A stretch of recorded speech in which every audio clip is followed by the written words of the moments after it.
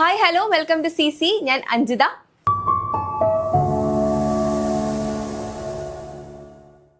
അപ്പോൾ നമ്മുടെ set examining വരാറായിട്ടുണ്ട്. അപ്പൊ അടുത്ത സെറ്റിലേക്ക് വേണ്ടി ഫോക്കസ് ചെയ്യുന്ന എല്ലാവർക്കും ഒരു മോട്ടിവേഷൻ ആയിട്ടാണ് ഇന്നത്തെ വീഡിയോ നമ്മൾ ചെയ്യുന്നത്. അപ്പൊ എന്റെ പിന്നിൽ നിങ്ങളിപ്പോ കാണുന്ന ഈ വലിയൊരു ബോർഡ് ഉണ്ടല്ലോ, ഇത്രയും പേരുടെ ഫോട്ടോസ്, ഇതെന്ന് പറയുന്നത് കഴിഞ്ഞ സെറ്റ് ജാനുവരിയിൽ നമ്മുടെ CCയിൽ നിന്നുള്ള റിസൾട്ട് ആണ് നിങ്ങൾ ഈ കാണുന്നത്. എണ്ണിയാലും തീരാത്തത്ര റിസൾട്ടുകളാണ് നമ്മുടെ CC വാരി കൂട്ടിയിട്ടുള്ളത്, എന്നത്തെയും പോലെ തന്നെ. അപ്പൊ അടുത്ത സെറ്റിലേക്ക് വേണ്ടിയിട്ട് നമ്മൾ പോലുള്ള ഒരു റിസൾട്ട് തന്നെയാണ് നമ്മൾ എക്സ്പെക്ട് ചെയ്യുന്നത്. അപ്പൊ ഈ ഒരു റിസൾട്ടിന്റെ ഭാഗമാകാൻ ഈ ഫോട്ടോയിൽ ഏതെങ്കിലുമൊക്കെ ഭാഗത്ത് നിങ്ങളുടെയും ഫോട്ടോ ഉൾപ്പെടണം എന്ന ആഗ്രഹമുണ്ട് എന്നുണ്ടെങ്കിൽ നിങ്ങൾ നമ്മളെ കംപ്ലീറ്റ്ലി ട്രസ്റ്റ് ചെയ്ത് നമ്മുടെ ഒപ്പം കൂടിക്കോളൂ. നമ്മൾ പുതിയൊരു ബാച്ച് സ്റ്റാർട്ട് ചെയ്യുന്നുണ്ട്. ബാച്ചിന്റെ ഡീറ്റെയിൽസും കാര്യങ്ങളും എല്ലാം നമ്മൾ ഈ ഒരു വീഡിയോയുടെ എൻഡോട് കൂടി ഡിസ്കസ് ചെയ്യുന്നതായിരിക്കും. ആൻഡ് നമ്മുടെ ബാച്ചുകളുടെ പ്രത്യേകത എന്ന് വെച്ചാൽ ഈ ഒരു എക്സാമിന്റെ ട്രെൻഡ് എന്താണെന്ന് മനസ്സിലാക്കിക്കൊണ്ട് തന്നെ എന്താണ് ആ എക്സാമിലേക്ക് വേണ്ട കാര്യങ്ങൾ നിങ്ങളിലേക്ക് എത്തിക്കുക, നിങ്ങളെ ഏത് വിധേനയും ഈ ഒരു എക്സാം ക്രാക്ക് ചെയ്യിക്കുക എന്നുള്ളതാണ് നമ്മുടെ ഏറ്റവും പ്രധാനപ്പെട്ട ലക്ഷ്യം എന്ന് പറയുന്നത്. ആ ഒരു ടാർഗറ്റിലേക്ക് നിങ്ങളെ എത്തിക്കാൻ വേണ്ടിയിട്ടുള്ള ലൈവ് ക്ലാസ്സുകളും റെക്കോർഡഡ് ക്ലാസ്സസും മോക്ക് എക്സാംസും അതേപോലെ തന്നെ PYQ പ്രാക്ടീസും അങ്ങനെ ധാരാളം വർക്കൗട്ടുകൾ ഉൾപ്പെടെ എല്ലാ വിധത്തിലുള്ള പാക്കേജുകളും ഉൾപ്പെടുത്തിയിട്ടാണ് നമ്മുടെ ബാച്ചുകളെല്ലാം മുന്നോട്ട് പോയിക്കൊണ്ടിരിക്കുന്നത്. അപ്പോൾ ബാച്ചിന്റെ ഫീച്ചേഴ്സ് എല്ലാം നമുക്ക് പിന്നീട് പറയാം. അപ്പൊ ഇത്രയും അധികം വിജയികളെ അല്ലെ നമ്മുടെ CCക്ക് സമ്മാനിക്കാൻ പറ്റിയിട്ടുണ്ട് എന്നുണ്ടെങ്കിൽ അത് നമ്മുടെ ക്ലാസ്സുകളുടെ ക്വാളിറ്റി തന്നെയാണ്. അപ്പോൾ ഈ നമ്മുടെ ക്ലാസ്സുകളെ പറ്റി മറ്റൊരു ചിന്ത നിങ്ങൾക്ക് വേണ്ട, ഒരു സെക്കൻഡ് തോട്ടിന്റെ ആവശ്യമില്ല എന്ന് മനസ്സിലാക്കാൻ വേണ്ടിയിട്ടാണ് ഞാൻ ആദ്യം തന്നെ ഈ ഒരു പോസ്റ്റർ ഇൻക്ലൂഡ് ചെയ്തിട്ടുള്ളത്. അപ്പോൾ ഇന്ന് ഞാനിവിടെ എത്തിയിരിക്കുന്നത് നമ്മുടെ സെറ്റ് സുവോളജി എക്സാമിലെ യൂണിറ്റ് 3 എന്ന് പറയുന്ന ഭാഗത്തെ പറ്റി ചില കാര്യങ്ങൾ പറയാനാണ്.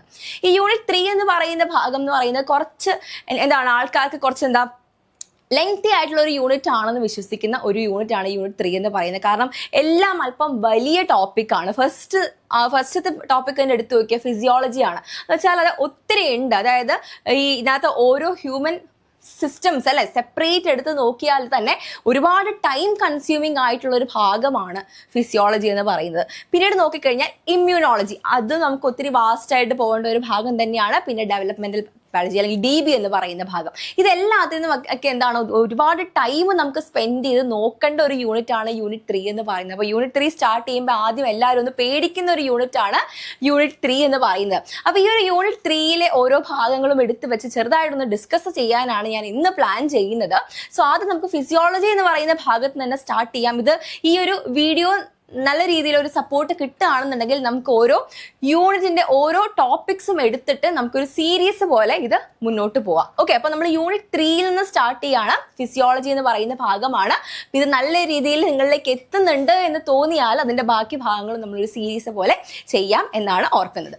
ഓക്കെ, അപ്പൊ ഫിസിയോളജി എന്ന് പറയുന്ന ഭാഗം ഞാൻ നേരത്തെ പറഞ്ഞ പോലെ തന്നെ വളരെ വാസ്റ്റ് ആയിട്ടുള്ള ഭാഗമാണ്. അപ്പം അതിനെ നമുക്കൊന്ന് ക്രാക്ക് ചെയ്യണമെങ്കിൽ അതിന്റെ പ്രധാനപ്പെട്ട ക്വസ്റ്റ്യൻസ് ഒന്ന് ഡിസ്കസ് ചെയ്ത് അതുമായി ബന്ധപ്പെട്ടിട്ടുള്ള റിലേറ്റഡ് കാര്യങ്ങളും കൂടി പറഞ്ഞു പോയി കഴിഞ്ഞാൽ ഒട്ടുമിക്ക ഭാഗങ്ങളും നമുക്കൊന്ന് ടച്ച് ചെയ്ത് പോകാനായിട്ട് പറ്റും.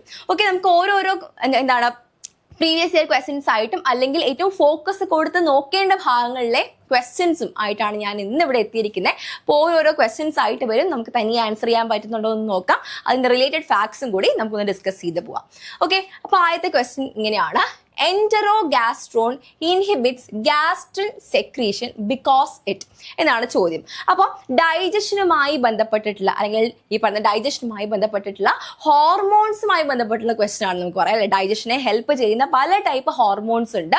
അതിലെ ഹോർമോൺസുമായിട്ട് ബന്ധപ്പെട്ടിട്ടുള്ള ഒരു ക്വസ്റ്റ്യൻ ആണ് ചോദിച്ചിരിക്കുന്നത്. ഏതാണ് ഹോർമോൺ എന്ററോഗാസ്ട്രോൺ എന്ന് പറയുന്നത്? ഗാസ്ട്രിൻ എന്ന് പറയുന്ന അല്ലെങ്കിൽ ഗാസ്ട്രിക് സെക്രീഷനെ ഇൻഹിബിറ്റ് ചെയ്യുന്ന ഒരു ഹോർമോൺ ആണ്. കാരണം എന്താണെന്നാണ് ചോദ്യം. അതിൽ ഓപ്ഷൻസിൽ പറയുന്നു എൻഹാൻസ് ദി HCl സെക്രീഷൻ എന്ന് പറയുന്നു, slow stomach activity when fat enters duodenum എന്ന് പറയുന്നുണ്ട്, converts the pepsinogen to pepsin എന്ന് പറയുന്നുണ്ട്, സ്റ്റിമുലേറ്റ്സ് ഗാസ്ട്രിൻ റിലീസ് എന്ന് പറയുന്നുണ്ട്. അപ്പൊ ഇത് കേൾക്കുമ്പോൾ നമുക്ക് എന്ത് മനസ്സിലാവുന്നു? എന്ററോഗാസ്ട്രോൺ എന്ന് പറയുന്ന ഹോർമോൺ എന്താണെന്നൊന്ന് മനസ്സിലാക്കിയിരിക്കണം. നോക്കിക്കേ, എന്ററോഗാസ്ട്രോൺ എന്ന് പറയുന്ന ഹോർമോൺ ഡുവോഡനത്തിൽ നിന്നും സെക്രീറ്റ് ചെയ്യുന്നതാണ്. ഏത് ഭാഗത്താണ്? ഡുവോഡനം എന്ന് പറയുന്ന സ്മോൾ ഇൻറ്റസ്റ്റൈനിന്റെ ആദ്യത്തെ ഭാഗം അല്ലെ.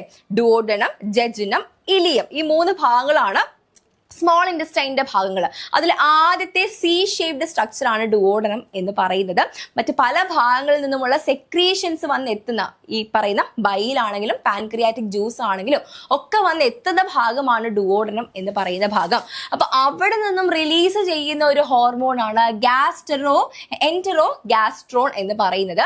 ആൻഡ് ഇത് എപ്പോഴാണ് ഇത് സെക്രീറ്റ് ചെയ്യുന്നത് എന്ന് ചോദിച്ചു കഴിഞ്ഞാൽ ഫാറ്റി ഫുഡ്, ഈ ഫാറ്റ് കണ്ടന്റ് ഉള്ള ഫുഡ് ഈ ഭാഗത്തേക്ക് എത്തുമ്പോഴാണ് പ്രധാനമായും ഡുവോഡനത്തിൽ നിന്നും എന്ത് സെക്രീറ്റ് ചെയ്യുന്നത്? എൻറ്ററോ ഗാസ്ട്രോൺ എന്ന് പറയുന്ന ഹോർമോൺ റിലീസ് ചെയ്യുന്നത്. എന്താണ് ഇതിന്റെ പ്രധാനപ്പെട്ട function? It inhibits the gastric secretion. Gastric ഗ്ലാൻഡിൽ നിന്നുമുള്ള സെക്രീഷനുകളെ ഇൻഹിബിറ്റ് ചെയ്യുക എന്നത് തന്നെയാണ് ഇതിന്റെ പ്രധാനപ്പെട്ട ജോലി. അതുവഴി നമ്മുടെ സ്റ്റമക്കിന്റെ മോട്ടിലിറ്റി, മൂവ്മെന്റ് ഡിക്രീസ് ചെയ്യിക്കുക. അങ്ങനെ ചെയ്യുന്നത് വഴി എന്താണ് യൂസ് എന്ന് ചോദിച്ചു കഴിഞ്ഞാൽ ഡൈജഷന് വേണ്ടി കുറച്ച് കൂടുതൽ ടൈം നമുക്ക് കിട്ടുന്നു.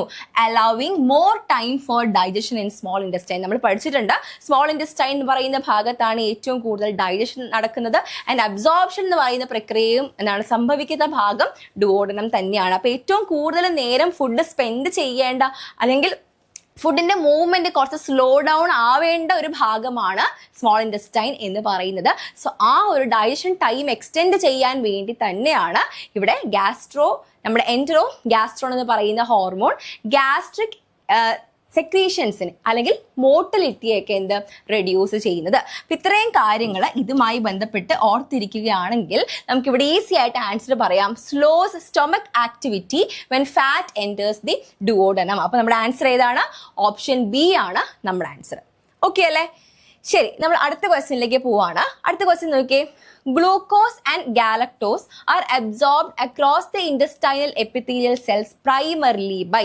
ഇൻറ്റസ്റ്റൈനിലെ എപ്പിത്തീലിയൽ സെൽസിലേക്ക് ഈ ഗ്ലൂക്കോസും ഗാലക്ടോസും അബ്സോർബ് ചെയ്യുന്നത് എന്ത് വഴിയാണ് എന്നാണ് ചോദ്യം. ഓപ്ഷൻസ് ഫെസിലിറ്റേറ്റഡ് ഡിഫ്യൂഷൻ എന്ന് പറയുന്നുണ്ട്, എൻഡോസൈറ്റോസിസ് എന്ന് പറയുന്നുണ്ട്, സിമ്പിൾ ഡിഫ്യൂഷൻ എന്ന് പറയുന്നുണ്ട്, സെക്കൻഡറി ആക്റ്റീവ് ട്രാൻസ്പോർട്ട് വയ സോഡിയം എന്ന് കൊടുത്തിട്ടുണ്ട്. അപ്പോൾ ഇത് നമുക്ക് ആൻസറിലേക്ക് പോകുന്നതിന് മുമ്പായിട്ട് ഒന്ന് നോക്കിക്കേ. ഈ ഒരു പിക്ചർ നോക്കിയാൽ നിങ്ങൾക്ക് കൃത്യമായിട്ട് കാണാം. ഇവിടെ SGLT1 എന്ന് കൊടുത്തിട്ടില്ലേ? അതെന്താണ്? സോഡിയം ഗ്ലൂക്കോസ് കോ ട്രാൻസ്പോർട്ടർ ആണ്. എന്താണ്? സോഡിയം ഗ്ലൂക്കോസ് കോ ട്രാൻസ്പോർട്ടർ ആണ് SGLT എന്ന് പറയുന്നത്. അപ്പോൾ കോ ട്രാൻസ്പോർട്ടർ ആണ് എന്ന് പറയുമ്പോഴേ നമുക്ക് എന്ത് മനസ്സിലാവുന്നു? സോഡിയവും ഗ്ലൂക്കോസും ഒരേപോലെ ട്രാൻസ്പോർട്ട് ചെയ്യുന്നു അല്ലെ? അതും സിംപോർട്ടാണ്. സിംപോർട്ട് എന്ന് വെച്ചാൽ എന്താ? സെയിം ഡയറക്ഷനിലേക്കാണ് ട്രാൻസ്പോർട്ട് ചെയ്യുന്നത്. അപ്പോൾ ഇവിടെ കൊടുത്തിരിക്കുന്ന ഇൻറ്റസ്റ്റൈനൽ ലുമൻ എന്ന് പറയുന്ന ഭാഗമാണ്. ഇതാണ് ഇൻറ്റസ്റ്റൈനൽ എപ്പിത്തീലിയൽ സെൽസ് എന്ന് പറയുന്നത്. ഇതാണ് പാരാസെല്ലുലാർ സ്പേസ്. ഈ പാരാസെല്ലുലാർ സ്പേസ് ആണ് ഈ ഭാഗത്തു നിന്നാണ് പിന്നീട് നമ്മുടെ ബ്ലഡിലേക്കൊക്കെ പോകുന്നത്. അപ്പോൾ ഇത്രയും ഭാഗങ്ങൾ നിങ്ങൾക്ക് കിട്ടി അല്ലെ? അപ്പൊ നോക്കിക്കേ, നമ്മുടെ ഇൻറ്റസ്റ്റൈനിൽ നിന്ന് നമ്മൾ ഈ ഡൈജസ്റ്റ് ചെയ്തിട്ടുള്ള ഫുഡ് ഐറ്റംസിൽ നിന്നുമുള്ള ഗ്ലൂക്കോസ്, ഗാലക്ടോസ് പോലുള്ള കാർബോഹൈഡ്രേറ്റ് യൂണിറ്റ്സിനെ എന്താണ്? SGLT1 വഴി സോഡിയത്തോടൊപ്പം കോ ട്രാൻസ്പോർട്ട് ചെയ്യുന്നു. പ്ലസിനൊപ്പം SGLT എന്ന് പറയുന്ന ട്രാൻസ്പോർട്ടർ വഴി നമ്മുടെ എപ്പിത്തീലിയൽ സെൽസിലേക്ക് അത് കോ ട്രാൻസ്പോർട്ട് ചെയ്യുന്നു. അപ്പം ഗ്ലൂക്കോസിനെയും ഗാലക്ടോസിനെയും സെൽസിന്റെ ഉള്ളിലേക്ക് എടുക്കണമെങ്കിൽ സോഡിയം കൂടി വേണം എന്ന് മനസ്സിലാവുന്നുണ്ടല്ലോ. അത് സെൽസിലേക്ക് എത്തുകയാണ് ചെയ്യുന്നത്. ആൻഡ് സെല്ലിൽ നിന്നും ഇത് പാരാസെല്ലുലാർ സ്പേസിലേക്ക് പോകണമെങ്കിൽ അല്ലെങ്കിൽ ബ്ലഡിലേക്ക് ഡിഫ്യൂസ് ചെയ്യാൻ പോകണമെങ്കിൽ ഏത് വഴിയാണ് അത് പോവുക? GLUT2 എന്ന് പറയുന്ന ട്രാൻസ്പോർട്ടർ വഴിയാണ് അത് പാരാസെല്ലുലാർ സ്പേസിലേക്ക് പോകുന്നത്. അത് ഗ്ലൂക്കോസ് ആണെങ്കിലും ശരി, ഗാലക്ടോസ് ആണെങ്കിലും ശരി, ഫ്രക്ടോസ് ആണെങ്കിലും ശരി, എന്താണ്? GLUT2 വഴിയാണ് പാരാസെല്ലുലാർ സ്പേസിലേക്ക് പോകുന്നത്. എന്നാൽ ഇൻറ്റസ്റ്റൈനൽ ലുമൻ എന്ന് പറയുന്ന ഭാഗത്ത് നിന്ന് സെല്ലിലേക്ക് ഗ്ലൂക്കോസിനെയും ഗാലക്ടോസിനെയും അബ്സോർബ് ചെയ്യണമെങ്കിൽ SGLT എന്ന് പറയുന്ന ഒരു കോ ട്രാൻസ്പോർട്ടർ വേണം. ഇനി ഫ്രക്ടോസ് ആണെങ്കിൽ അത് GLUT5 എന്ന് പറയുന്ന ട്രാൻസ്പോർട്ടർ വഴിയാണ്. ഫ്രക്ടോസിനെ സെല്ലിന്റെ ഉള്ളിലേക്ക് അബ്സോർബ് ചെയ്യുന്നത്. ഇത്രയും കാര്യങ്ങൾ ഇതുമായി ബന്ധപ്പെട്ട് ഓർത്തി വെക്കണം. ട്രാൻസ്പോർട്ടേഴ്സ് വളരെ ഇമ്പോർട്ടൻ്റ് ആണ്. ഓക്കെ, അപ്പോൾ ഇത് വെച്ചിട്ട് നമുക്ക് ഇവിടെ ആൻസർ പറയാലോ. നോക്കിക്കേ, ഇവിടെ ഗ്ലൂക്കോസും ഗാലക്ടോസും അബ്സോർബ് ചെയ്യുന്നത് എന്ത് വഴിയാണ്? സെക്കൻഡറി ആക്റ്റീവ് ട്രാൻസ്പോർട്ട് ആണ്. എന്തുകൊണ്ടാണ് ഇതിനെ സെക്കൻഡറി ആക്റ്റീവ് ട്രാൻസ്പോർട്ട് എന്ന് വിളിക്കുന്നത്? പ്രൈമറി ആക്റ്റീവ് ട്രാൻസ്പോർട്ട് ആണ് എങ്കിൽ, പ്രൈമറി ആക്റ്റീവ് ട്രാൻസ്പോർട്ട് ആണ് എന്നുണ്ടെങ്കിൽ അത് ഡയറക്ട്ലി ATP യൂട്ടിലൈസ് ചെയ്യണം. ഡയറക്ട്ലി ATP യൂട്ടിലൈസ് ചെയ്യുന്ന ഒരു ട്രാൻസ്പോർട്ടർ ആണ് എന്നുണ്ടെങ്കിൽ നമ്മളതിനെ ഏത് വിളിക്കും? പ്രൈമറി ആക്റ്റീവ് ട്രാൻസ്പോർട്ട് എന്ന് വിളിക്കും. പക്ഷെ ഇവിടെ നോക്കിക്കഴിഞ്ഞാൽ ഇത് ഡയറക്ട്ലി ATP ഒന്നും യൂസ് ചെയ്യുന്നില്ല. എന്താണ്? നമ്മുടെ സോഡിയത്തിനോടൊപ്പം ട്രാൻസ്പോർട്ട് ചെയ്യുന്നത് കൊണ്ട് ആ ഒരു എനർജിയാണ് ഇവിടെ യൂട്ടിലൈസ് ചെയ്യപ്പെടുന്നത്. സോ ഹിയർ അവർ ഡയറക്ട്ലി ATP യൂസ് ചെയ്യാത്തത് കൊണ്ടാണ് ഇതിനെ നമ്മൾ എന്ത് വിളിക്കുന്നത്? സെക്കൻഡറി ആക്റ്റീവ് ട്രാൻസ്പോർട്ട് എന്ന് വിളിക്കുന്നത്. സോ ഇവിടെ നമ്മുടെ ആൻസർ എന്ന് പറയുന്നത് ഓപ്ഷൻ ഡി ആണ്, സെക്കൻഡറി ആക്റ്റീവ് ട്രാൻസ്പോർട്ട് വിത്ത് സോഡിയം എന്നാണ്. ഓക്കെ, വ്യക്തമായെന്ന് വിശ്വസിക്കുന്നു. അപ്പൊ അടുത്ത ക്വസ്റ്റ്യൻ നോക്കിയാലോ നമുക്ക്. അടുത്ത ക്വസ്റ്റ്യൻ നോക്കാം. അടുത്ത ക്വസ്റ്റ്യൻ ഇങ്ങനെയാണ്: in active tissues increased carbon dioxide concentration causes. Okay, active ആയിട്ടുള്ള ടിഷ്യൂസിൽ കാർബൺ ഡൈ ഓക്സൈഡിന്റെ കോൺസെൻട്രേഷൻ കൂടിയാൽ എന്ത് സംഭവിക്കും എന്നാണ് ചോദ്യം. ഓക്കെ, കാർബൺ ഡൈ ഓക്സൈഡിന്റെ കോൺസെൻട്രേഷൻ കൂടിയാൽ എന്ത് സംഭവിക്കും നോക്കാം. ഓപ്ഷനിൽ പറയുന്നു increased haemoglobin affinity for oxygen, leftward shift of oxygen dissociation curve, rightward shift of oxygen dissociation curve, no change in the oxygen affinity. Carbon ഡൈ ഓക്സൈഡിന്റെ കോൺസെൻട്രേഷൻ കൂടുന്നു എന്നതാണ് കണ്ടീഷൻ. നമുക്ക് ഒന്ന് ആ ഒരു കണ്ടീഷനിലേക്ക് പോവാം. നോക്കിക്കേ, ഈ ഒരു ഗ്രാഫാണ് പ്രധാനമായിട്ട് നിങ്ങൾ നോക്കേണ്ടത്. ഓക്സിജൻ ഡിസോസിയേഷൻ കർവിന്റെ ഒരു സിഗ്മോയിഡ് ഗ്രാഫ് നിങ്ങൾക്ക് കാണാം. ഈ ഗ്രാഫ് വളരെ പ്രധാനപ്പെട്ടതാണ്, കാരണം ഈ ഗ്രാഫിൽ നിന്നും ഒരുപാട് ക്വസ്റ്റ്യൻസ് വരാനുള്ള ചാൻസസ് ഉണ്ട്. ഓക്കെ, അപ്പോൾ ഇവിടെ റൈറ്റ് വേർഡ് ഷിഫ്റ്റും കാണിക്കുന്നുണ്ട്, അതേപോലെ തന്നെ ലെഫ്റ്റ് വേർഡ് ഷിഫ്റ്റും കാണിക്കുന്നുണ്ട്. റൈറ്റ് വേർഡ് ഷിഫ്റ്റ് എന്ന് വെച്ചാൽ എന്താണ്? റെഡ്യൂസ്ഡ് അഫിനിറ്റി ആണെന്ന് ഇവിടെ തന്നെ കൊടുത്തിട്ടുണ്ട്, ഈ ഭാഗത്ത് തന്നെ കൊടുത്തിട്ടുണ്ട്. റെഡ്യൂസ്ഡ് അഫിനിറ്റി ആണ്, അതായത് നമ്മുടെ ഓക്സിജന് ബ്ലഡുമായിട്ടുള്ള അഫിനിറ്റി കുറവാണ് എന്നർത്ഥം. മനസ്സിലായോ? അതായത് ഈ ഭാഗത്ത് എന്താണ് നമ്മുടെ എക്സ് ആക്സിസിൽ കാണിച്ചേക്കുന്നത് PO2 ആണ്. നമ്മുടെ Y ആക്സിസിൽ കാണിച്ചിരിക്കുന്ന ഓക്സി ഹീമോഗ്ലോബിന്റെ സാച്ചുറേഷൻ ആണ് കാണിച്ചിരിക്കുന്നത്, പെർസെൻറ്റേജ് സാച്ചുറേഷൻ ആണ് കാണിച്ചിരിക്കുന്നത്. അപ്പോൾ റൈറ്റ് വേർഡ് ഷിഫ്റ്റ് ആണ് എന്നുണ്ടെങ്കിൽ ഓക്സിജന് ഹീമോഗ്ലോബിനോടുള്ള അഫിനിറ്റി കുറയുകയാണ് എന്നർത്ഥം. എന്ന് വെച്ചാൽ എന്താണ്? ആ ഓക്സിജനെ വിട്ടുകൊടുക്കാനുള്ള സാധ്യതയുണ്ട്. ദാറ്റ് മീൻസ് നമ്മുടെ ബ്ലഡിൽ നിന്നും അല്ലെങ്കിൽ ഹീമോഗ്ലോബിനിൽ നിന്നും ഓക്സിജൻ വിട്ടുപോകാനുള്ള സാധ്യതയാണ് റൈറ്റ് വേർഡ് ഷിഫ്റ്റ് കൊണ്ട് ഇൻഡിക്കേറ്റ് ചെയ്യുന്നത്. ആൻഡ് നമ്മുടെ ലെഫ്റ്റ് വേർഡ് ഷിഫ്റ്റ് ആണെങ്കിലോ ഇൻക്രീസ്ഡ് അഫിനിറ്റി ആണ്, അതായത് ഓക്സിജന് നമ്മുടെ ബ്ലഡുമായി ബൈൻഡ് ചെയ്യാനുള്ള, അസോസിയേറ്റ് ചെയ്യാനായിട്ടുള്ള ഒരു ടെൻഡൻസിയാണത് കാണിക്കുന്നത്. മനസ്സിലായല്ലോ? അപ്പൊ ഏതൊക്കെയാണ് ആ സിറ്റുവേഷൻ എന്ന് ചോദിച്ചാൽ നോക്കിക്കേ, ഇൻക്രീസ്ഡ് ടെമ്പറേച്ചർ കൂടിയാൽ, അതേപോലെ തന്നെ ഇൻക്രീസ്ഡ് 2,3-DPG അല്ലെങ്കിൽ 2,3-BPG എന്നും പറയാം, 2,3-ബിസ്ഫോസ്ഫോ ഗ്ലിസറേറ്റ്, അതിന്റെ കോൺസെൻട്രേഷൻ കൂടിയാലും, അതേപോലെ തന്നെ എന്താണ് നമ്മുടെ H+ അയോണിന്റെ കോൺസെൻട്രേഷൻ കൂടിയാലും ഒക്കെ എന്താണ്? റൈറ്റ് വേർഡ് ഷിഫ്റ്റ് ആണ്, റൈറ്റ് വേർഡ് ഷിഫ്റ്റ് ആണ്. ഇനി നോക്കിക്കേ, ഡിക്രീസ്ഡ് ടെമ്പറേച്ചർ ആണ്, ഡിക്രീസ്ഡ് 2,3-DPG ആണ്, ഡിക്രീസ്ഡ് H+ ആണ്. ഡിക്രീസ്ഡ് H+ എന്ന് വെച്ചാൽ എന്താ അർത്ഥം? ഡിക്രീസ്ഡ് H+ എന്ന് വെച്ചാൽ pH ഹൈ ആണെന്നർത്ഥം, അല്ലെ? High pH ആണെന്നർത്ഥം. ഡിക്രീസ്ഡ് H+ എന്ന് വെച്ചാൽ ഹൈ pH ആണ്, അല്ലെ? അതേപോലെ തന്നെ ഇൻക്രീസ്ഡ് H+ എന്ന് വെച്ചാൽ ലോ pH ആണ്, ലോ pH ആണ്. ഈ രണ്ട് കാര്യങ്ങൾ ഓർത്ത് വെക്കണം. അപ്പൊ ഡിക്രീസ്ഡ് H+ ആണെങ്കിൽ ലെഫ്റ്റ് വേർഡ് ഷിഫ്റ്റ് ആണ് കാണിക്കുക, ഇൻക്രീസ്ഡ് H+ ആണെങ്കിൽ റൈറ്റ് വേർഡ് ഷിഫ്റ്റ് ആണ് കാണിക്കുക. ഇനി ഇതൊന്നുമല്ല നമ്മളോട് ചോദിച്ചിരിക്കുന്നത് കാർബൺ ഡൈ ഓക്സൈഡ് കോൺസെൻട്രേഷൻ കൂടിയാൽ എന്താണ് സംഭവിക്കുക എന്നുള്ളതാണ്. കാർബൺ ഡൈ ഓക്സൈഡ് കോൺസെൻട്രേഷൻ കൂടുക എന്ന് പറഞ്ഞാൽ തീർച്ചയായിട്ടും ആ ഭാഗത്ത് ഓക്സിജൻ ഇല്ല എന്നല്ലേ അർത്ഥം? ഓക്സിജൻ ഇല്ല എന്നാണ് അർത്ഥം. അപ്പോൾ നമ്മുടെ ബ്ലഡിന് ഓക്സിജനെ വിട്ടുകൊടുക്കാനുള്ള ടെൻഡൻസി ആയിരിക്കണം ഉണ്ടാവേണ്ടത്, അല്ലേ? അതായത് നമ്മുടെ ലങ്സിൽ നിന്നും പോകുന്ന ബ്ലഡ് ടിഷ്യൂസിലേക്ക് എത്തുന്നു. അങ്ങനെ ടിഷ്യൂസിലേക്ക് എത്തിക്കഴിയുമ്പോൾ നമ്മുടെ ടിഷ്യൂസിൽ എന്താണ്, കാർബൺ ഡൈ ഓക്സൈഡ് ഇങ്ങനെ ഫില്ല് ചെയ്തിരിക്കുന്ന ഒരു സാഹചര്യമാണ്. അപ്പോൾ ആ ഭാഗത്തേക്ക് തീർച്ചയായിട്ടും നമ്മുടെ ലങ്സിൽ നിന്നും വന്ന ബ്ലഡ് ഓക്സിജനെ വിട്ടുകൊടുക്കുകയാണ് വേണ്ടത്, അല്ലേ? അപ്പോൾ കാർബൺ ഡൈ ഓക്സൈഡ് കോൺസെൻട്രേഷൻ കൂടുക എന്ന് പറഞ്ഞാൽ അത് തീർച്ചയായിട്ടും നമ്മുടെ ഹീമോഗ്ലോബിനിൽ നിന്നും ഓക്സിജനെ വിട്ടുകൊടുക്കണം. ദാറ്റ് മീൻസ് ഹീമോഗ്ലോബിനുമായിട്ടുള്ള ഓക്സിജന്റെ അഫിനിറ്റി കുറയണം.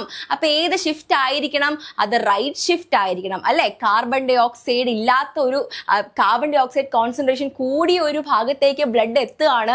ആ ഭാഗത്ത് കാർബൺ ഡൈ ഓക്സൈഡ് ആണ് കൂടുതൽ, നമ്മൾ ഓക്സിജനെ വിട്ടുകൊടുക്കണം എന്ന് കാണുന്ന ബ്ലഡ് എന്ത് ചെയ്യുന്നു? ബ്ലഡിൽ നിന്നും ഓക്സിജനെ ആ ഭാഗത്തേക്ക് വിട്ടുകൊടുക്കണം. ദാറ്റ് മീൻസ് ബ്ലഡുമായിട്ടുള്ള ഓക്സിജന്റെ അഫിനിറ്റി കുറയണം. ദാറ്റ് മീൻസ് അത് റൈറ്റ് ഷിഫ്റ്റ് ആണ് കാണിക്കേണ്ടത്. അപ്പൊ എന്ത് പറയാൻ നമുക്കിവിടെ ആൻസർ ഓപ്ഷൻ സി ആണ്, rightward shift of oxygen dissociation curve. കൃത്യമായിട്ട് മനസ്സിലായി എന്ന് വിശ്വസിക്കുന്നു. ഓക്കെ, അങ്ങനെയെങ്കിൽ നേരെ ഓപ്പോസിറ്റ് ആണെങ്കിലോ, ഡിക്രീസ്ഡ് കാർബൺ ഡൈ ഓക്സൈഡ് ആണെങ്കിലോ അത് ലെഫ്റ്റ് വേർഡ് ഷിഫ്റ്റ് കാണിക്കണം. ഇത്രയും കാര്യങ്ങൾ വ്യക്തമായിട്ട് ഓർത്തിരിക്കുക. ഇവിടെ നിന്നും ക്വസ്റ്റ്യൻസ് വരാനുള്ള സാധ്യതകളുണ്ട്. ഓക്കെ, ഇനി അടുത്ത ഒരു ക്വസ്റ്റ്യനിലേക്ക് പോവാണ്. During chloride shift in the systemic capillaries, chloride shift നടക്കുമ്പോൾ എന്താണ് അവിടെ സംഭവിക്കുന്നത് എന്നാണ് ചോദ്യം. Okay, chloride moves out of RBC എന്ന് പറയുന്നു. HCO3 മൈനസ് എൻഡേഴ്സ് RBC എന്ന് പറയുന്നു. Chloride enters RBC, bicarbonate leaves എന്ന് പറയുന്നു. സോഡിയം എൻഡേഴ്സ് RBC എന്ന് പറയുന്നു. അപ്പോൾ ആദ്യം തന്നെ നമുക്ക് ഈ നാലാമത്തെ ഓപ്ഷൻ അങ്ങ് വെട്ടിക്കളയാം. കാരണം ഇത് ക്ലോറൈഡ് ഷിഫ്റ്റ് ആണ്. ഒന്നുകിൽ ക്ലോറിൻ അല്ലെങ്കിൽ ബൈകാർബണേറ്റുമായി ബന്ധപ്പെട്ടിട്ടുള്ള കാര്യങ്ങളാണ് ഇവിടെ നമ്മൾ ഡിസ്കസ് ചെയ്യാനായിട്ട് പോകുന്നത്, അല്ലെ? അപ്പോൾ ക്ലോറൈഡ് ഷിഫ്റ്റ് എന്ന് വെച്ചാൽ ശരിക്കും എന്താണ് എന്ന് ചോദിച്ചു കഴിഞ്ഞാൽ ഈ ഒരു ഒറ്റ പിക്ചർ കൊണ്ട് നമുക്കത് പറയാം. നോക്കിക്കേ, ഈ കാണിച്ചിരിക്കുന്നത് RBC ആണ്, അല്ലെ? ഈ കാണിച്ചിരിക്കുന്നത് RBC, ഇത് ബ്ലഡ് പ്ലാസ്മയാണ്, ഇത് ടിഷ്യൂസ് ആണ്. ഓക്കെ, ഇവിടെ എന്താ നടക്കുന്നത്? നമ്മുടെ കാപ്പിലറീസിൽ, അതായത് നമ്മുടെ ടിഷ്യൂസിൽ എത്തുമ്പോൾ കാർബൺ ഡൈ ഓക്സൈഡ് RBCയിലേക്ക് കയറുന്നു. കാരണം ടിഷ്യൂസിൽ കാർബൺ ഡൈ ഓക്സൈഡിന്റെ കോൺസെൻട്രേഷൻ ആണ് കൂടി നിൽക്കുന്നത്, അല്ലെ? അപ്പൊ ആ കാർബൺ ഡൈ ഓക്സൈഡ് RBCയിലേക്ക് കയറുന്നു. കയറിക്കഴിഞ്ഞ് എന്താ സംഭവിക്കുക? ഈ കാർബൺ ഡൈ ഓക്സൈഡ് നമ്മുടെ ടിഷ്യൂസിലുള്ള വാട്ടറുമായി ചേർന്ന് എന്തായി മാറുന്നു? കാർബോണിക് ആസിഡ് ആയിട്ട് മാറുന്നു. ഈ കാർബോണിക് ആസിഡ് അൺസ്റ്റേബിൾ ആയതുകൊണ്ട് അത് പെട്ടെന്ന് തന്നെ സ്പ്ലിറ്റ് ചെയ്ത് H+ഉം ബൈകാർബണേറ്റ് അയോൺസുമായിട്ട് മാറുന്നു. ഓക്കെ, H+ ബൈകാർബണേറ്റ് അയോൺസുമായിട്ട് മാറുന്നു. ഈ ബൈകാർബണേറ്റ് അയോണുകൾ ഇപ്പോൾ RBCയുടെ ഉള്ളിലാണുള്ളത്, അല്ലെ? അതെന്ത് ചെയ്യണം? RBCയിൽ നിന്നും നമ്മൾ ബ്ലഡ് പ്ലാസ്മയിലേക്ക് മൂവ് ചെയ്യുന്നു. അങ്ങനെ മൂവ് ചെയ്യുമ്പോൾ ഈ നെഗറ്റീവ് ചാർജ് ഉള്ള അയോണുകൾ RBCയിൽ നിന്നും എന്താണ് ഔട്ട്സൈഡ് പോകുമ്പോൾ ആ ചാർജിനെ കോമ്പൻസേറ്റ് ചെയ്യാനായിട്ട് എന്ത് ചെയ്യുന്നു? പ്ലാസ്മയിൽ നിന്നും ക്ലോറൈഡ് അയോൺസ് RBCയിലേക്ക് എൻ്റർ ചെയ്യുന്നു. അപ്പം ബൈകാർബണേറ്റ് അയോൺസ് RBCന്ന് ഔട്ട്സൈഡ് പോകുമ്പോൾ ആ ചാർജിനെ ഒന്ന് ന്യൂട്രലൈസ് ചെയ്യാൻ അല്ലെങ്കിൽ കോമ്പൻസേറ്റ് ചെയ്യാൻ വേണ്ടി പ്ലാസ്മയിൽ നിന്നും ക്ലോറൈഡ് അയോൺസ് തിരിച്ച് RBCയിലേക്ക് കയറുന്നു. അപ്പം എന്താ മനസ്സിലാവുക? ബൈകാർബണേറ്റ് അയോൺ RBCയിൽ നിന്നും ലീവ് ചെയ്യുമ്പോൾ ക്ലോറൈഡ് അയോൺസ് RBCയിലേക്ക് എൻ്റർ ചെയ്യുന്നു എന്നുള്ളതാണ് കറക്റ്റ് ആയിട്ടുള്ള ആൻസർ, അല്ലേ? അപ്പം ഇവിടെ നമ്മുടെ ആൻസർ എന്ത് വരണം? ഓപ്ഷൻ സി വരണം. Chloride ions enters RBC as bicarbonate ions leave. Answer C ആണ് നമ്മുടെ ആൻസർ ആയിട്ട് വരുന്നത്. കണ്ടോ, സി ആണ് നമ്മുടെ ആൻസർ. നോക്കിക്കേ, ബൈകാർബണേറ്റ് അയോൺസ് നമ്മുടെ സെല്ലിൽ നിന്നും പുറത്തേക്ക് മൂവ് ചെയ്യുന്നത് കൊണ്ട് ക്ലോറൈഡ് അയോൺസ് RBCയുടെ ഉള്ളിലേക്ക് കയറുന്നത് നിങ്ങൾക്ക് കാണാം. ഓക്കെ, അപ്പം ഈ ഒരു ഫിനോമിനനെയാണ് നമ്മൾ ക്ലോറൈഡ് ഷിഫ്റ്റ് എന്ന് വിളിക്കുന്നത്. മനസ്സിലായല്ലോ? ഇനി അടുത്ത ഒരു ക്വസ്റ്റ്യനിലേക്ക് പോവാണെന്ന് നോക്കിയേ. Which part of conduction system has the slowest conduction velocity? നമ്മുടെ ഹാർട്ടിന്റെ സർക്കുലേഷനുമായി ബന്ധപ്പെട്ടിട്ടുള്ള ഒരു ക്വസ്റ്റ്യൻ ആണ് ചോദിച്ചിരിക്കുന്നത്. താഴെ കൊടുത്തിരിക്കുന്നതിൽ എവിടെയാണ് ഏറ്റവും സ്ലോ സ്പീഡിൽ കണ്ടക്ഷൻ വെലോസിറ്റി കാണിക്കുന്നത് എന്നാണ് ചോദ്യം. രണ്ട് ഓപ്ഷൻസിൽ Purkinje fibres, bundle branches, SA node, AV node എന്നൊക്കെ കൊടുത്തിട്ടുണ്ട്. അപ്പൊ ഏത് വഴിയായിരിക്കും കണ്ടക്ഷൻ സ്പീഡ് ഏറ്റവും സ്ലോവസ്റ്റ് ആയിട്ട് ഉണ്ടാവുക എന്ന് ചോദിച്ചു കഴിഞ്ഞാൽ നിങ്ങൾ പറയണം അത് AV നോഡാണെന്ന് പറയണം. എന്താണ്? AV നോഡാണ്. കാരണം എന്താ? AV node has the slowest conduction velocity in the cardiac conduction, അതിന്റെ സ്പീഡ് എന്ന് പറയുന്നത് 0.05 മീറ്റർ പെർ സെക്കൻഡ് എന്ന് പറയുന്ന അത്രയും സ്ലോ സ്പീഡിലാണ്. എന്തിനാണ് ഈ ഒരു ഡിലേ AVനോട് കാണിക്കുന്നത് എന്ന് ചോദിച്ചു കഴിഞ്ഞാൽ it allows the atria to complete contraction and the ventricles to fill properly before ventricle contraction. അതായത് നമ്മുടെ ഏട്രിയ ഉണ്ട് അല്ലെ, ഏട്രിയ ഉണ്ട്, വെൻട്രിക്കിൾസും ഉണ്ട്. അപ്പൊ ഏട്രിയ പ്രോപ്പർ ആയിട്ട് കോൺട്രാക്ട് ചെയ്തത് കംപ്ലീറ്റ് ആയാൽ മാത്രമേ കംപ്ലീറ്റ് ബ്ലഡും വെൻട്രിക്കിളിലേക്ക് എത്തുള്ളൂ. ശരിയല്ലേ? അപ്പൊ ഏട്രിയ പൂർണ്ണമായി കോൺട്രാക്ട് ചെയ്യാനുള്ള ടൈമും കൊടുക്കുന്നു, അതുവഴി വെൻട്രിക്കിൾസ് പ്രോപ്പർ ആയിട്ട് ഫില്ല് ചെയ്യാനുള്ള ടൈമും കൊടുക്കുന്നു. കാരണം AVനോട് കാണുന്നത് ഏട്രിയയുടെയും വെൻട്രിക്കിളുടെയും ആ ഒരു ജംഗ്ഷന്റെ ഭാഗത്താണ് നമുക്ക് AVനോട് കാണുന്നത്. സോ അവിടെ നിന്നുള്ള സിഗ്നൽ കണ്ടക്ഷൻ എന്ന് പറയുന്നത് സ്ലോ ആണ്. കാരണം it is giving proper time for the complete contraction of atria.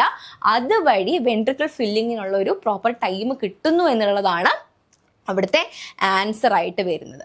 Okay, അപ്പൊ ഇത്രയും കാര്യങ്ങൾ മനസ്സിലായല്ലോ. നമുക്ക് അടുത്തൊരു ക്വസ്റ്റ്യനിലേക്ക് പോയാലോ? അടുത്ത ക്വസ്റ്റ്യൻ നോക്കാം. Arrival of an action potential at the presynaptic terminal causes the opening of. Okay, presynaptic ടെർമിനലിലേക്ക് എത്തുന്ന ഒരു ആക്ഷൻ പൊട്ടൻഷ്യൽ ഏത് ചാനലിനെയാണ് ഓപ്പൺ ചെയ്യുന്നത് എന്നാണ് ചോദ്യം. അവിടെ voltage gated sodium channels, voltage gated potassium channels, voltage gated calcium channels and ligand gated chloride channels എന്നും പറയുന്നുണ്ട്. ഇതിൽ ഏതാണ് അവിടെ ഓപ്പൺ ആവുന്നത് എന്നാണ് ചോദ്യം. ഏതാണ് നമ്മുടെ answer? Voltage gated calcium channels ആണ് അല്ലെ. കാൽഷ്യം ചാനൽസ് ആണ് അവിടെ ഓപ്പൺ ആവുന്നത്. പ്രീസിനാപ്റ്റിക് ടെർമിനൽ ആണ്. പ്രീസിനാപ്റ്റിക് ടെർമിനലിലേക്ക് നമ്മുടെ സിഗ്നലുകൾ എത്തുമ്പോഴാണ് അവിടുത്തെ അവിടെ ഡീപോളറൈസേഷൻ സംഭവിക്കുന്നു. അതിന്റെ ഫലമായിട്ട് അവിടെ voltage gated calcium channels open ചെയ്യുന്നു. അങ്ങനെ കാൽഷ്യം അയോൺസ് നമ്മുടെ പ്രീ സിനാപ്റ്റിക് ന്യൂറോണിലേക്ക് എൻ്റർ ചെയ്യുന്നു. അങ്ങനെ എൻ്റർ ചെയ്യുമ്പോൾ എന്താണ് പ്രത്യേകത? കാൽഷ്യം അയോൺസ് വെസിക്കിൾസിന്റെ ഫ്യൂഷനെ പ്രൊമോട്ട് ചെയ്യുന്ന അയോൺ ആണ് അല്ലെ. ഈ വെസിക്കിൾസ് എന്ന് വെച്ചാൽ എന്താണ്? നമ്മുടെ സിനാപ്റ്റിക്, നമ്മുടെ ഈ പറയുന്ന ന്യൂറോ ട്രാൻസ്മിറ്റേഴ്സിനെ ശേഖരിച്ചു വെച്ചിരിക്കുന്ന, സ്റ്റോർ ചെയ്ത് വെച്ചിരിക്കുന്ന വെസിക്കിളുകൾ ഈ പറയുന്ന പ്രീ സിനാപ്റ്റിക് എൻവലപ്പുമായി ഫ്യൂസ് ചെയ്ത് അത് ഈ സിനാപ്സ് എന്ന് പറയുന്ന ഗ്യാപ്പിലേക്ക് ഈ പറയുന്ന കെമിക്കൽസിനെ ഡിപ്പോസിറ്റ് ചെയ്യണം. അപ്പൊ ഈ വെസിക്കിൾസ് ഫ്യൂസ് ചെയ്തെങ്കിൽ മാത്രമേ ആ ഒരു പ്രോസസ്സ് അവിടെ സംഭവിക്കുള്ളൂ. അപ്പൊ കാൽഷ്യം അയോൺസ് ഇഷ്ടം പോലെ ആ ഭാഗത്തേക്ക് എൻ്റർ ചെയ്തെങ്കിൽ മാത്രമേ വെസിക്കിൾസ് ഫ്യൂസ് ചെയ്തിട്ട് അവിടെ ന്യൂറോ ട്രാൻസ്മിറ്റേഴ്സ് റിലീസ് ആവുകയുള്ളൂ. അപ്പൊ കൃത്യമായിട്ട് മനസ്സിലാക്കുക അവിടെ ശരിക്കും ഓപ്പൺ ആകുന്ന ചാനൽ ഏതാണെന്ന് ചോദിച്ചു കഴിഞ്ഞാൽ വോൾട്ടേജ് ഗേറ്റഡ് കാൽഷ്യം ചാനൽ. അവിടെ വരുന്ന ചാർജിന്റെ ഫലമായിട്ട് ഓപ്പൺ ചെയ്യുന്ന കാൽഷ്യം ചാനൽസ് ആണ് അല്ലെ. നമ്മുടെ ആൻസർ ഏതാ? ഓപ്ഷൻ സി ആണ്. അപ്പൊ ഇതുമായിട്ട് ബന്ധപ്പെട്ടിട്ടുള്ള ഒരു ക്വസ്റ്റ്യനും കൂടി ഞാൻ നിങ്ങളുടെ അടുത്ത് ചോദിക്കുകയാണ്. ഒരു ഇൻഹിബിറ്ററി ന്യൂറോ ട്രാൻസ്മിറ്ററിന്റെ ഒരു എക്സാമ്പിൾ ഞാൻ നിങ്ങളോട് ചോദിച്ചു കഴിഞ്ഞാൽ 1 or 2 എക്സാമ്പിൾ നിങ്ങൾക്ക് പറയാം. അങ്ങനെയുള്ള കുറച്ച് ഇൻഹിബിറ്ററി ന്യൂറോ ട്രാൻസ്മിറ്റേഴ്സിന്റെ എക്സാമ്പിൾ നിങ്ങൾ ഈ ഒരു വീഡിയോ കണ്ടതിന് ശേഷം ഇതിന്റെ കമന്റ് ബോക്സിൽ ഒന്ന് എല്ലാവരും ടൈപ്പ് ചെയ്തിടണം. നോക്കട്ടെ എത്ര പേര് ഈ ഒരു ടോപ്പിക്കുമായിട്ട് ഇപ്പോഴും ഈ നമ്മുടെ ടോപ്പിക്, ഈ ഒരു ടോപ്പിക്കിൽ തന്നെ ഒരുപാട് വീഡിയോസ് നമ്മുടെ യൂട്യൂബ് ചാനലിൽ തന്നെ വന്നിട്ടുണ്ട്. അപ്പൊ അത് കൃത്യമായി കാണുന്നവരാണ് നിങ്ങളെങ്കിൽ തന്നെ ഈ ഒരു ആൻസർ നിങ്ങൾക്ക് ചെയ്യാൻ പറ്റും. അപ്പൊ നിങ്ങൾ എല്ലാവരും ഒന്ന് ജസ്റ്റ് ഈ ഒരു വീഡിയോ കണ്ടതിന് ശേഷം ഒന്ന് കമന്റ് ചെയ്യണം. ഇൻഹിബിറ്ററി ന്യൂറോ ട്രാൻസ്മിറ്ററിന്റെ എക്സാമ്പിളുകൾ നിങ്ങൾ ഈ പറയുന്ന കമന്റ് ബോക്സിൽ ഒന്ന് ടൈപ്പ് ചെയ്തിടണം. ഓക്കെ, അപ്പൊ ഇത്രയും കാര്യങ്ങൾ നമ്മൾ ഡിസ്കസ് ചെയ്തു. അപ്പൊ നമ്മുടെ ഫിസിയോളജി എന്ന് പറയുന്ന ഭാഗത്തിന്റെ ഒട്ടുമിക്ക ഭാഗങ്ങളിൽ നിന്നുള്ള ക്വസ്റ്റ്യൻസ് നമ്മൾ പറഞ്ഞു. ഇനിയും നമുക്ക് ക്വസ്റ്റ്യൻസ് ഡിസ്കസ് ചെയ്യാനുണ്ട്. ഏകദേശം ഒരു ധാരണ നിങ്ങൾക്ക് കിട്ടിയിട്ടുണ്ടെന്ന് വിശ്വസിക്കുന്നു. അപ്പൊ ഞാൻ ആദ്യമേ പറഞ്ഞ പോലെ തന്നെ നമുക്ക് വരാൻ പോകുന്ന സെറ്റിന് മുൻപായിട്ട് ഏകദേശം ഒരു 45 ദിവസമാണ് നമുക്ക് ഉള്ളത്.